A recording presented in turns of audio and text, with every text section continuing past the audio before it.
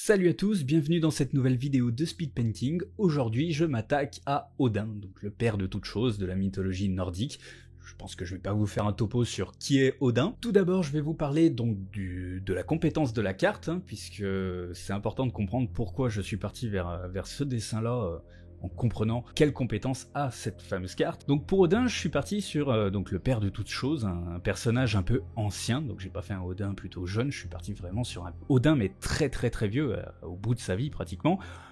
Et du coup sa compétence en fait c'est quand il est posé pendant un tour, au tour suivant, son lanceur aura 20 points d'action au lieu de 10. Alors je sais que pour l'instant j'ai pas encore présenté le jeu, mais pour ceux qui connaissent un peu Magic, Yu-Gi-Oh, tout ça, vous savez qu'il y a des, ou même Hearthstone, vous savez qu'il y a des points en général, ça peut être des points de mana, des choses comme ça. Moi dans ce jeu là, ça s'appelle des points d'action en fait. Vous avez 10 points d'action par tour dès le début du jeu. Donc Odin, quand vous le posez, au tour suivant, s'il est toujours en vie, vous aurez 20 points d'action, ce qui vous permet en fait de jouer l'équivalent de 2 tours. Ça en fait une carte vraiment très forte dans le jeu, parce que en général ça va être assez facile de la faire survivre, et au tour suivant vraiment vous pouvez faire quelque chose d'assez puissant en fait. Du coup je suis parti sur un personnage qui est censé motiver les autres cartes, donc c'est pour ça qu'il rapporte plus de points d'action, et donc pour montrer le fait que ce soit un vieux Odin, je suis parti sur un visage vu de très près, donc je me suis basé sur un visage que j'ai trouvé sur internet, et vous allez voir qu'à la fin il ressemble plus vraiment à ce que j'avais pris à la base. Donc voilà, là on voit que j'ai un petit peu de mal à faire le deuxième œil.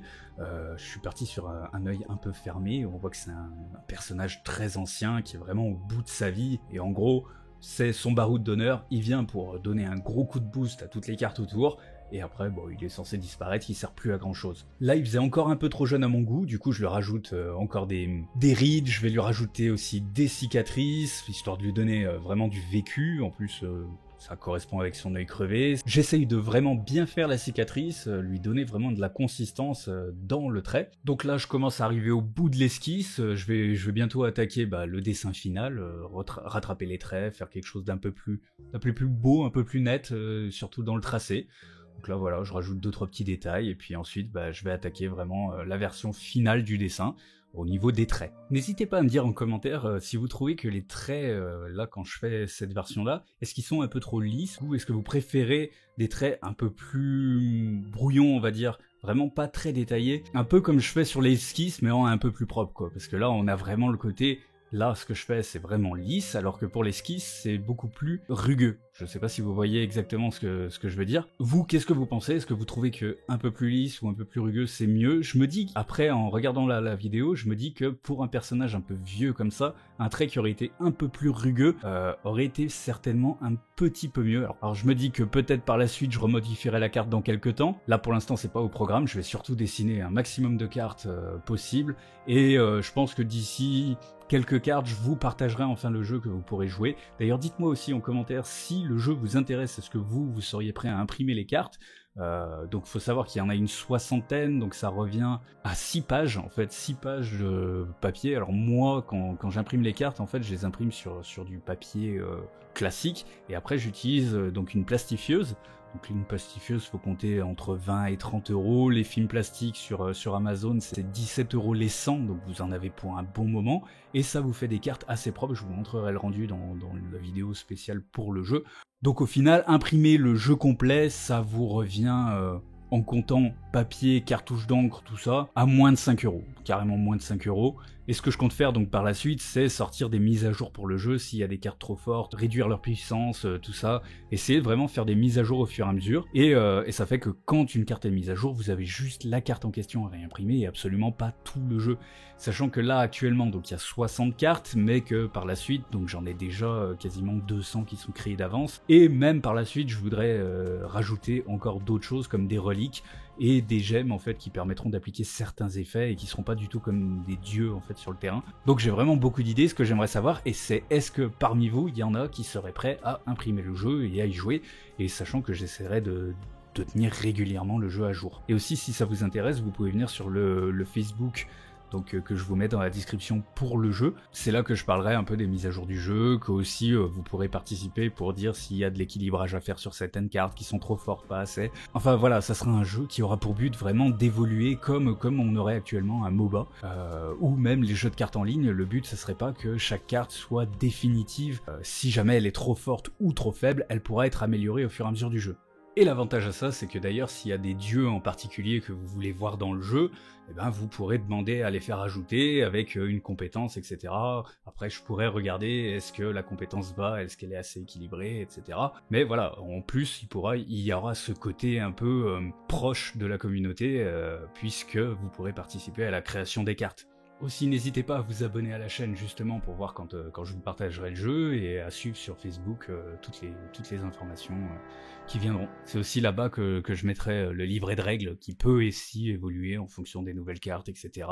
Donc c'est important, si jamais ça vous intéresse, de me suivre là-bas. Pour en revenir au dessin, donc là j'ai attaqué le rendu des ombres, donc comme la dernière fois, petit à petit, je vais rajouter des détails dans les couleurs de la peau, dans les ombres. Je vais essayer de faire des ombres assez marquées, on verra par la suite que je vais rajouter un peu de lumière. Et aussi, autre petit point, n'hésitez pas à me dire, en fait, par la suite, sur la chaîne, je compte sortir des vidéos, en fait, qui auront plus un but scientifique et de réflexion, donc ça va être aussi sur de la philosophie, sur la neuroscience, donc tout ce qui est cerveau, tout ça.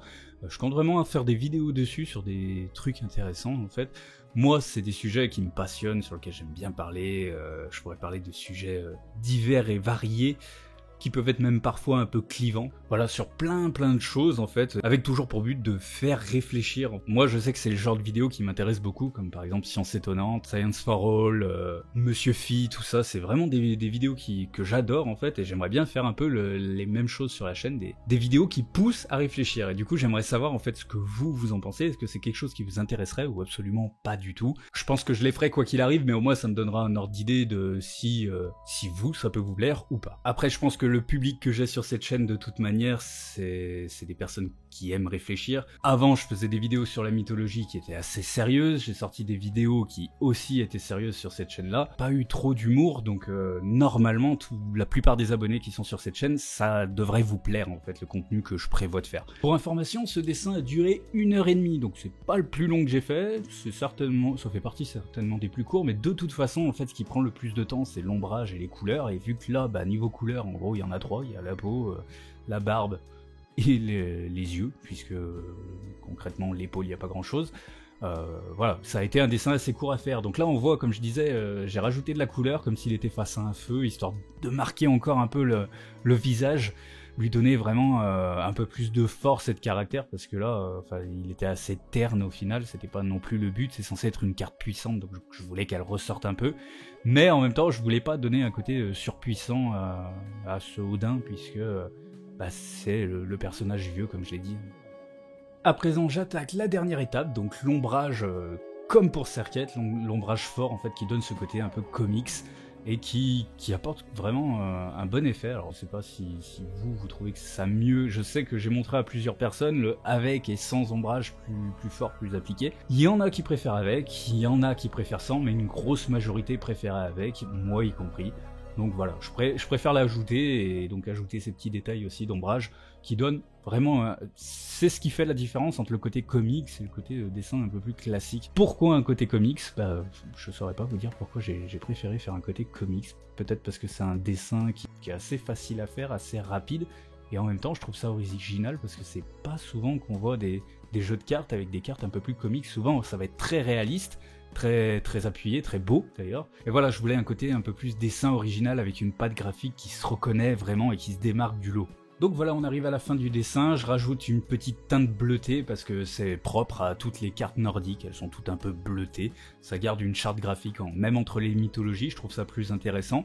Donc dites-moi ce que vous en pensez de ce Odin. Au final, bon, moi je trouve qu'avec la carte, elle rend bien. Alors, en dessin comme ça, c'est vraiment pas exceptionnel, c'est pas terrible, mais sur la carte, je trouve que vraiment, il y a un truc qui ressort avec ce Odin et qui correspond bien avec la compétence.